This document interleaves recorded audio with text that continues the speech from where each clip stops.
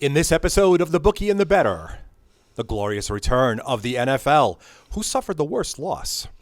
The freshman quarterback debuts, biggest college clunker of the weekend. I'm going to run down that week 2 board, see if Randy and Nick can both survive. And yes, Pacific 12 Conference, rise. It's time for the Bookie and the Bettors show, live from Baldini's Casino. Beat the bookie. Make every bet count.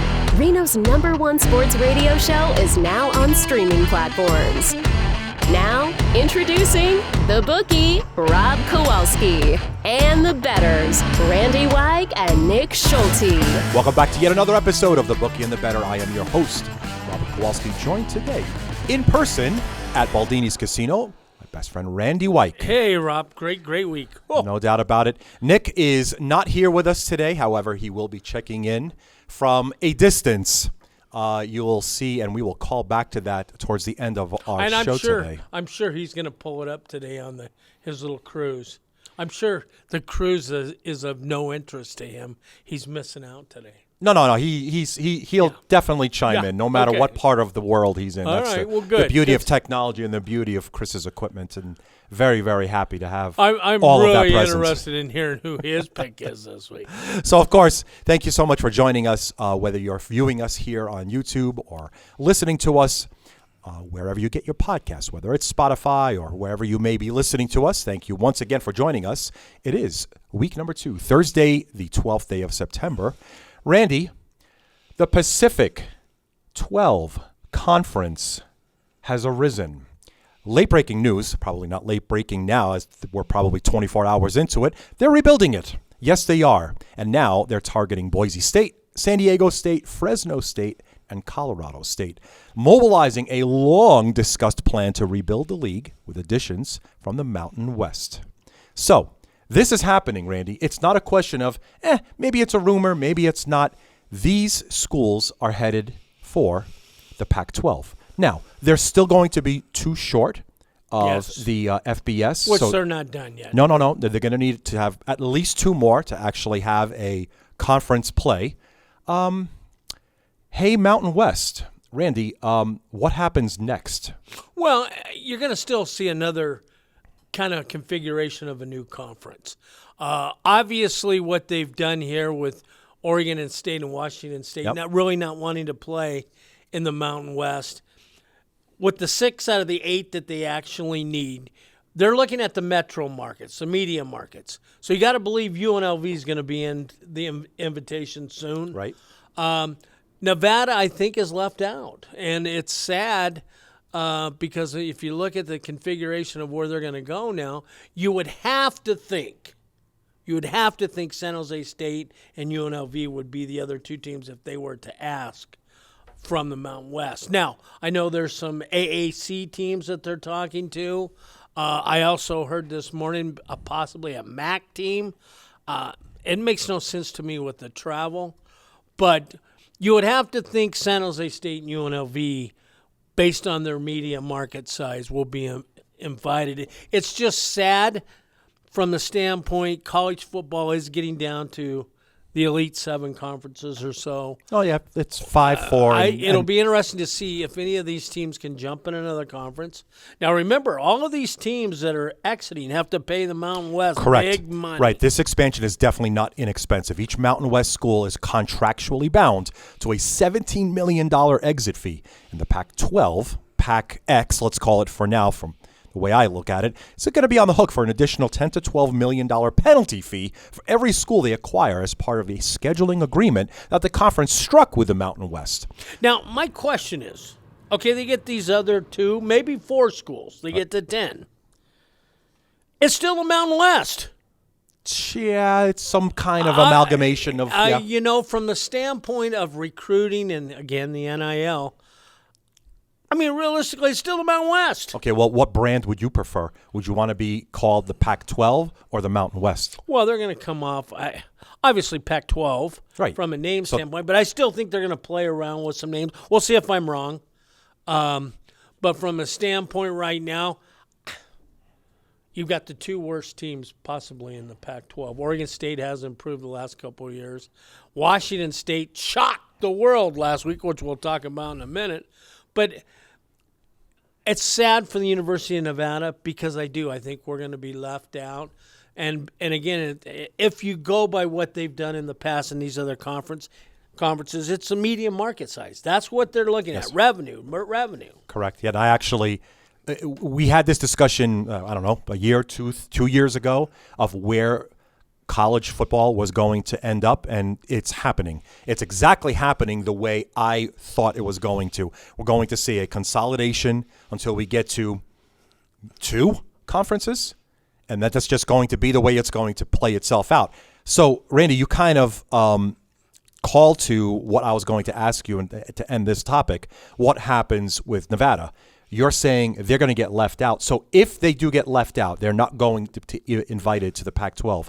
Where do they go next? They would still form, again, some of these AC teams. Right. And who knows, maybe a Big Sky team will come out. I know people don't want to hear this from Randy White, but would it be such a bad thing to go back to the FCS? FCS. I cannot believe you just said that. I was going to say, just be who you are. Yeah. Just go to the FCS. I mean, obviously the NIL and where the transfer portal is now, and I will give Coach Choate a lot of credit. I like what I see from the team, but long term, where do we stand? And I'm being honest. Nevada's got to get an indoor practice facility in a hurry. And I think that's going to be one of the other driving sources besides the media market as to whether or not we can compete in a conference like that. Put a bookmark in this topic, as we'll probably be revisiting it time and time again until we get to, like I said, maybe 2 conferences will probably is where we'll settle at. I cry silver and blue. I cry it. That blue when the tears, I had tears this last week. I cry silver and blue. You could still cry silver and blue in the Big Sky. Why, absolutely, and I wouldn't mind it. I like the playoff system there. Okay, enough there. Randy, who suffered the most last weekend? Was it the Carolina Panthers, the New York Giants, who were booed off their field after being dismantled at home, or the Cincinnati Bengals, who scored 10 points and lost at home to the New England Patriots? Well, obviously from the standpoint of playoff contenders. That was air quotes for those of you listening in. Cincinnati Bengals had the worst loss. But I'm gonna give you one that, and they weren't expected to win, but the New York Jets, they can't stop the run. They have no running back. And you got a 40-year-old quarterback that doesn't look like he reminds me of Drew Brees in his last year with that deep out. He can't get it there. All right. Hold on. Take a step back. They've got a fantastic running back in Brees Hall. What they don't have is anywhere near the caliber of play of who I think is going to make it to the NFC Championship game again, the San Francisco 49ers. They are much and above the best of the conference. No question, but New York embarrassed themselves. I mean, really, if you look at what they did and basically the play potential, they don't have that big play potential. But, I was talking last night with another individual. You look at the offensive lines this past week. Oh, my gosh. I forget Carolina because they are who they are. But you look at the Cleveland Browns got manhandled. Michael Parsons had a career. The Atlanta Falcons with Cousins, again, not a mobile quarterback. And they got a great running back. They do. And that offensive line was horrible. Yes, it was. I mean, Watt had a career game. And then you look at the standpoint of the Bengals, who really couldn't sustain anything with a drive against New England. That's concerning. Now, granted, Higgins was out. I don't know the situation with Jamar Chase. Is he? He played. Does he want to play for the Bengals? For the better part, they had a rookie getting the majority of the snaps at at the slot position. And I mean, look, Joe Mixon's no longer there, and he very clearly stated, "I'm so happy I'm gone," because, like you mentioned, offensive lines, their line just can't do anything to help sustain a drive. And then the other team that was horrendous, I hate to tell you this, was the New York Giants. No, you don't. You don't hate to say it. I know I do. because I know you're from back east. That's okay. But the offensive line of these teams, Terrible. if this is, and again, from a guy who played not at that level, defenses are going to be ahead of the offenses week one. That's just the way it is. And again, but you look at some of these players, and I go back to what we said 3 weeks ago. These guys now, the big dollar players, don't play in the exhibition games. And it showed. I'm going to be perfectly honest. It showed because they look rusty. Aaron Rodgers, I don't know what to say about that. Hopefully he bounces back this week. But the major stars looked rusty. And again, I think it goes back to this NFL season's too long. And obviously injury is a big part of the NFL. And teams are playing on the concern side. But the offensive line, some of these teams won't win 5 games if they don't improve that. We'll definitely call back to that and for the Week 2 review as we take a look at the Jets and so many more. But, Randy, one more thing that I wanted to take a look back to. Last week, we saw the debut of a couple of quarterbacks, actually 3 quarterbacks that I'd like to talk to you about that made their NFL debut. Who performed the best, Randy Wyke? Was it Caleb Williams, Jaden Daniels, or Bo Nix? Well, let's put it in all perspective. The rookies had a combined 3.3 yards per completion if you put them all together. Caleb had a rough time. What do you have, 90 yards passing, 93 yards passing. Bo Nix didn't seem like he could read defenses. So you got to give Jaden Daniels, who was 17 of 24, the nod in week 1. And I actually liked he can maneuver back there. But overall, 3.3 yards per pass, per completion, that isn't going to work. And funny that you happen to pick the quarterback with the best performance as the one that almost got doubled up in total points scored against him. But, hey, there's so much that he could do by himself. Absolutely. To the college game. Oh, and just one note, Rob. When we talk quarterbacks and not just rookies, you only had 2 quarterbacks throw for over 300 yards last week, first week. There was a very good point, just to call back to that for just the last 10 seconds there. 100% agree with you. Offensive line has plenty to do with it. They definitely didn't have the expectations, and then you could see it across the board. Yep. That's why wide receivers didn't have a pop-off kind of day with a few, very, very few exceptions. But maybe week 2 will change all that. Before we get to week 2, Randy, college. We had some clunkers, and I want to know, of these clunkers, who rang the loudest? Was it Michigan, Notre Dame Fighting Irish, or was it Colorado? Which of those 3 rang the loudest? You really don't want me to get started on the Colorado Buffaloes, do you? Please, begin. Overrated. I think there's dissension on this ball club. And again, Deion was a great, great player in the NFL. His coaching antics and what I see, he wants to blame other people for their performance. He has. I don't rank them as the worst performer because I expected it. And they better be on their game this week or Colorado State will beat them. But obviously the Golden Dome, unfortunately some of the things I'm seeing in the media right now in regards to threats and what have you, obviously, it was a major loss. Northern Illinois is far improved this year. Let's get that out there right now. They're far improved. But again, you talk about, and I like to harp on this because defenses are going to be ahead of the offenses early on. It just is. There's too many schemes, too many plays, too many formations that the offense has to go through to get the continuity going. So defenses are going to be ahead. But Notre Dame got outplayed. And you talk about where they stand. If they can't get this quarterback situation in line to be a leader, and again, Notre Dame to put some points on, I mean, that's scary. What, it was 16-14, wasn't it? 16-14. Northern Illinois, congratulations. Not only did you pick up the victory on the road, but you got paid $1.4 million to take the trip. That is how you run a business. And then you look at Georgia Tech. Now, Randy Wyke bet Georgia Tech. After watching Syracuse the week before and the way Georgia Tech played against Florida State in week 0, you're thinking, wow, this team's for real. They do a clunker and get beat.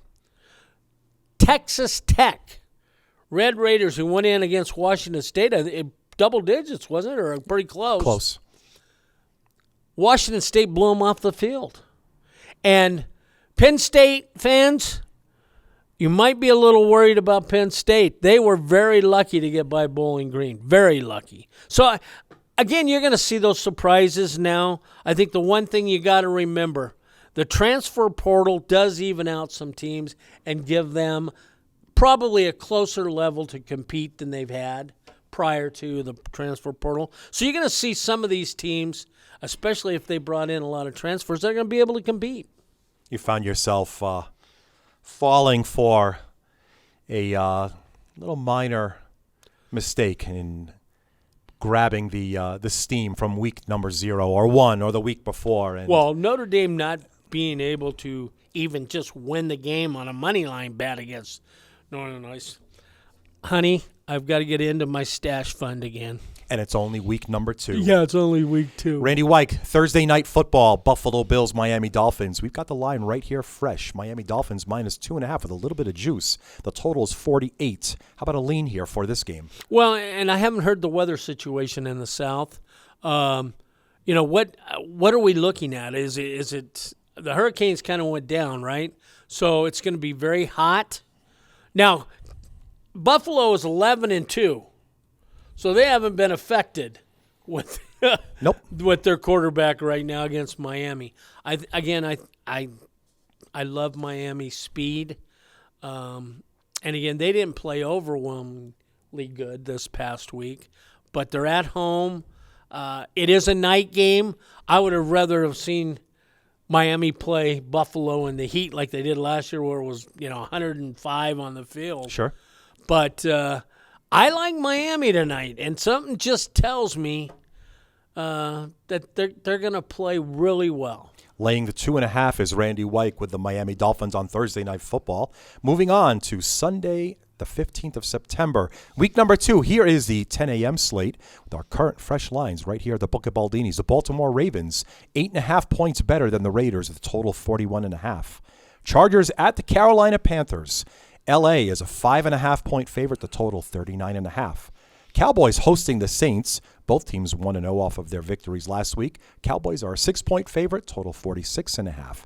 Next 10 o'clock game, the Lions hosting the Bucks. 7.5 points better, the total 51.5. The Colts in Green Bay. No Jordan Love. Randy, we may touch on that one. The Colts 2.5. The total is 41. How do you see this one? I'm going to pause right here and ask you, do the Colts take care of business here without Jordan Love, or is this number way too high? Well, let's be honest. The Colts made that game really interesting this last week. Yeah. They're talented. And with Richardson and Jonathan Taylor, I actually like this team. I just don't know playing on the road how this team will do. Green Bay's obviously banged up, and like you mentioned, Jordan Love. I just can't – and both of these teams are 0-1, by the way. Yep.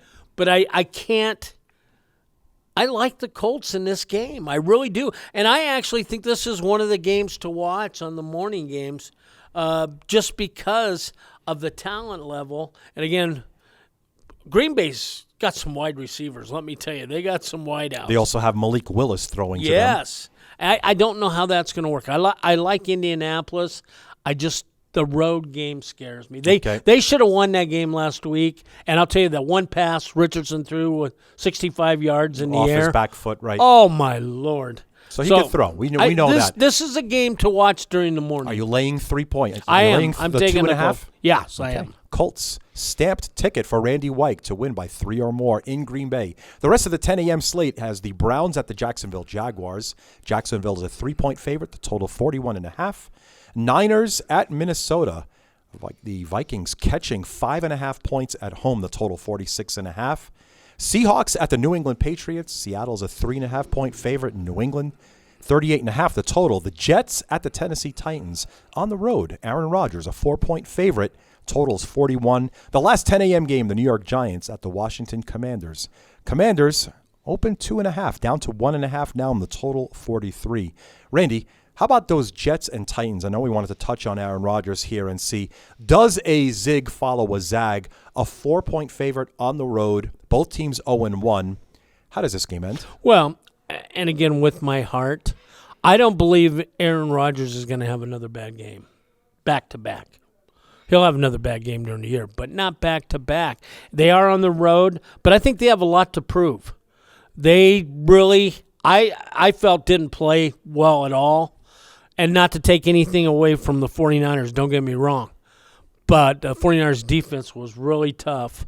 But I just think this guy, in his heart, in his mind, wants to especially showcase where he's at. And I don't think last week's a good indication. The one concern, as I mentioned earlier, that deep out. And, you look back at Drew Brees, it reminds me of Drew Brees' last year. He was throwing short, or he wasn't on target. Wow. And, Aaron Rodgers, in his career, is famous for throwing off that back foot and throwing a bullet. Okay. I didn't see that. And that's the thing that worries me. Again, in the NFL, you got to have a running game. They couldn't sustain anything, and that hurt. When they know you're throwing, I don't care if you're the greatest quarterback in America. If the defense knows you're throwing, they're coming. And in the NFL, especially with that talent level, I just look for him to bounce back. So let's, from a betting perspective here, right? Neutral field, you figure it's going to be 5.5. So the Jets 5.5 better than the Titans. I have it 24-20 right now. The Jets, I have it going over by a hair. And again, it'll be interesting to see if the Titans can get that running game going. Well, according to your numbers, it's not. I got a couple of other games I wanted to talk about, but Randy, anything else from the 10 o'clock slate that you find interesting enough to make a wager on? And the Raiders, okay? You look at that game last week, they got to Herbert several times, could have had a lot more sacks. I think it ended up with 4. The Raiders' offense could not sustain a drive. If you go back and you watch that game, the Raiders could have been up by 14 points. They really could have. And the offense, again, you talk about bad quarterback. I'm still wondering why the Raiders didn't try to make a move. And again, this is me only. I don't think Gardner Minshew is the answer. And again, you talk about clubhouse woes. If you watch Devontae, is his heart in the game? I say yes. Now, Brock Bowers is going to be a monster, but the offense couldn't sustain. They should have been up by 14 points. Well, this week they're in Baltimore. Do you have a letdown playing after the Chiefs? We opened Baltimore as a 9.5-point favorite, got bet down to 9, 8.5, and now there's even an 8 out there. Are you catching 8 here, or are you laying 8? No, I'm back to the Aaron Rodgers. So I think Antonio Pierce is doing a great job, has done a great job. I like the Raiders they're not going to win this game, but I think you're going to see the Ravens have a little letdown after, even with the extra rest, playing the Chiefs on the opening night. That still drains you mentally. And I like the Raiders I'm thinking 7. I think it's a touchdown is the right number. So the Raiders 8 is the play. Yeah. Raiders 8 is the play. Yes, I do think so. Afternoon games. Starting with the 105 game, the LA Rams coming off of a loss at Arizona. The Cardinals, a 1-point favorite. This one has started to shrink as well, even though Puka Nacua has been out. Who knows how long this one's going to be. It doesn't look good like he's going to be. Certainly not going to be playing in week 2. It might be even extended. So this one's basically a pick. The Rams catching 1 in Arizona, the total 48. Bengals at the Chiefs. Kansas City is a 5.5-point favorite, total 48. Steelers and Broncos. We are not going to see a return of Russell Wilson against Pittsburgh. It looks like it's going to be Justin Fields again. The Denver Broncos catching 2.5 points, a total 36.5. That looks like a preseason total. The evening game at 5:20 p.m., the Chicago Bears at the Houston Texans. The total is 6.5. The total 45.5. Randy, what sticks out here for you? Well, actually, there's 2 games. Obviously, the Bengal Chief has the marquee value. And keep in mind, as bad as Cincinnati was last week, same scenario. They're 0-1. Can this team go to 0-2 and still have a shot? And grant they're playing the defending champions. But traditionally, if you look back, Joe Burrow and the Cincinnati Bengals play very well against Kansas City and play very well in Kansas City. So this is going to be a tight game. I have the Bengals covering that 5.5. And again, you have an emotional win for the Chiefs against the Ravens. Great football game. I still have that mentality that the teams, they're not looking ahead when they play an opponent such as those teams played. Let's face it, Joe Burrow was not good. I put him right there with Aaron Rodgers. But again, the offensive line, again, didn't help him. And again, when you know you're going to throw in the NFL, it's not a good sign. You got to get the running game going. So that has the marquee value. I think Bengals, this is going to be a tight one. Cover, and they have a shot to pull the upset. Are you punching this ticket then? Forget about the whole marquee. I'm covering the spread. Our viewers don't care about marquee. I'm pulling they're going to cover the 5.5. They were 6. Unfortunately, you're on the wrong end of the stick here. You're going to have to catch 5.5. Yeah. But you are. I'm taking the 5.5. Yes. Next up. And then the big one, and you mentioned the Rams. I think Stafford's going to have a big year. That game last week against Detroit was a great football game. They still have Cooper Kupp.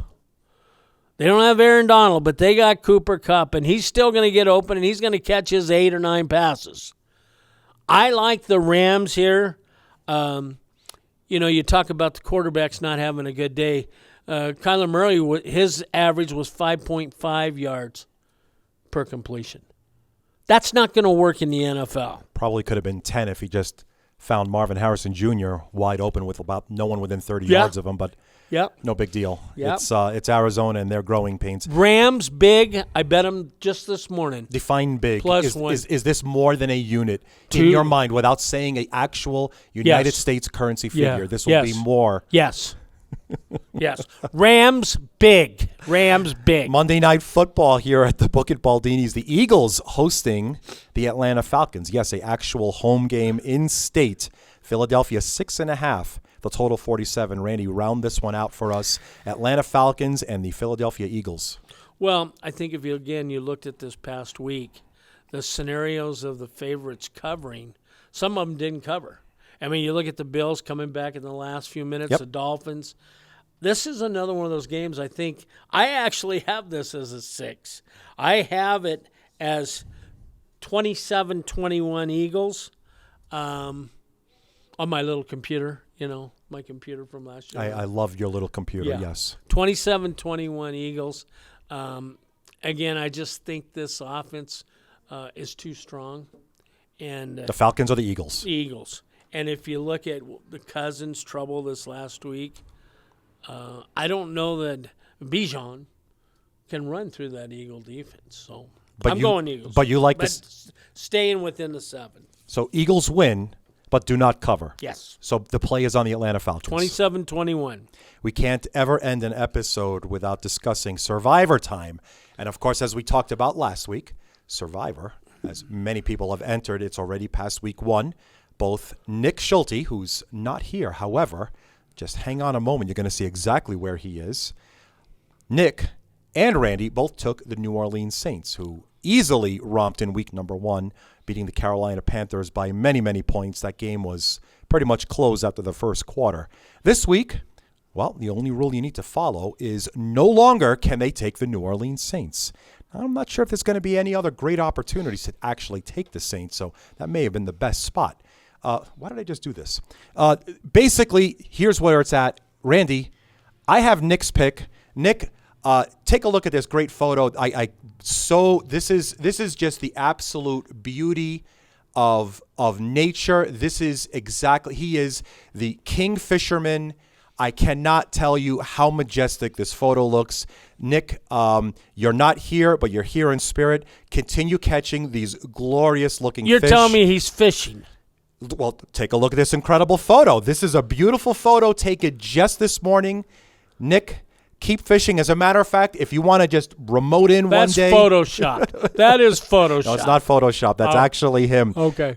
Nick Schulte has come in with the Houston Texans to survive in week number 2. Houston, as we talked about, hosting the Chicago Bears, a 6.5-point favorite. So after taking the Saints, he's taking the Houston Texans. Randy Wyke, your survivor pick in week number 2 is... Well, I have the Houston Texans, but I don't want to pick the same team he did again. Well, you just did. Now, if you go back and you choose not to take this, there may be horrific regrets. Yeah, no, I've got the Texans. So even without speaking to each other, both of you I are on didn't the know same that. Yeah, I track. didn't know he had the Texans. It's the Houston Texans, everyone. Well, and again, that's a TV game Sunday night. So that is correct. This is Sunday night. We're going to have a significant Sunday night football. I mean, every game's a significant football game, isn't it, from a betting perspective? But yes, both of your survivor picks are going to be playing on Sunday night. Houston Texans hosting the Chicago Bears to survive and move on. And with that, it's another beautiful episode. Thank you so much for joining us. For Randy Wyke, I'm Robert Kowalski. Have yourself a great weekend. Bye now. Bye-bye. Thank you for listening to the Bookie and the Bettors Show. Don't miss out. Subscribe now and be the first to know when new episodes drop. Hit that subscribe button and join us.